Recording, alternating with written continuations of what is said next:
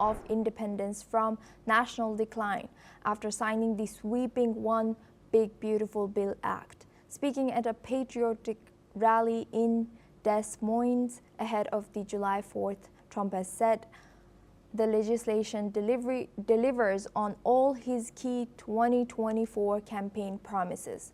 The bill slashes taxes on tips, overtime, and Social Security benefits and unveils historic levels of spending cuts, tax cuts, and border security funding. It also includes $100 billion for immigration enforcement, $25 billion for the Golden Dome missile defense program, and billions more for air traffic modernization. Trump praised Republican congressional leaders while also joking about fireworks and illegal immigration, promising strong border enforcement with a touch of humor. He touted foreign policy gains, including a ceasefire in the Middle East and a peace deal in Central Africa, and claimed his second term is shaping up to surpass his first. Trump also slammed his political foes over last year's legal challenges, saying America is now on a winning streak. Listen in to what Trump has said. Ordering like crazy, but inflation is dead. 401ks and retirement accounts just hit an all-time record high. Did I hear what I think I heard? But we've achieved the lowest level of illegal border crossings in U.S. history, 0 illegals. Think of it, we had 0. And as I said, and I'll say it again, I love it because I have never seen any country suffer. No country has ever. There's never, don't worry, it's only fireworks, I hope. Famous last words. My famous last words. Trump said, don't worry, it's only fireworks. And you always have to think positive. I didn't like that sound either. You know? But last month, American-born workers gained 830,000 new jobs, a record. That's American-born. Now we're back with our discussion on this topic. Ross Feingold, he's joining us live from Taipei.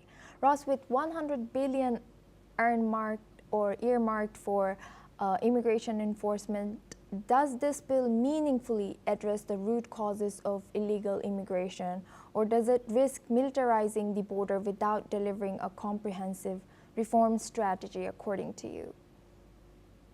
Well, the root causes are problems in the countries from which immigrants depart from, countries in Central and South America that have economic, public safety, or other problems.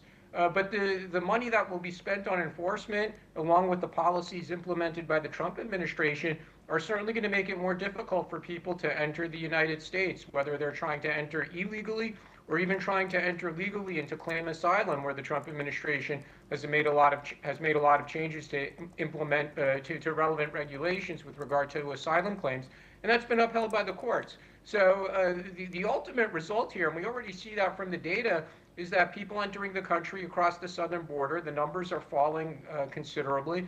And with this additional funding, they will continue to fall more. Is that going to address the root causes, the issues of economic or public security problems in certain countries in Central America and South America? No, it doesn't address the root cause, but it certainly will be an impediment to people entering the United States along the United States southern border.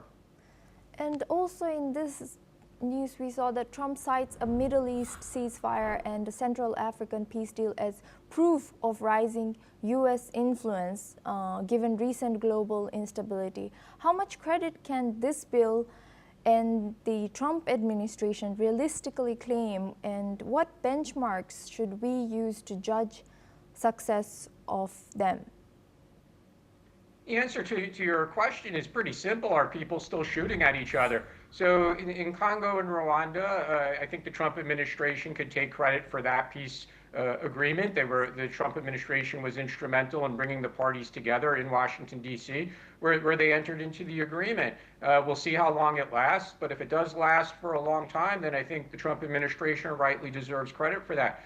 Same thing between Iran and Israel. It's clear that the Trump administration persuaded both sides to stop shooting missiles at each other, and it actually worked. And the Trump administration hasn't had success in Gaza between Hamas and Israel, or in Ukraine between Ukraine and Russia. So it has a mixed scorecard, but they definitely have some victories that they could say that they helped implement peace agreements. Thank you, Ross. You will stay with us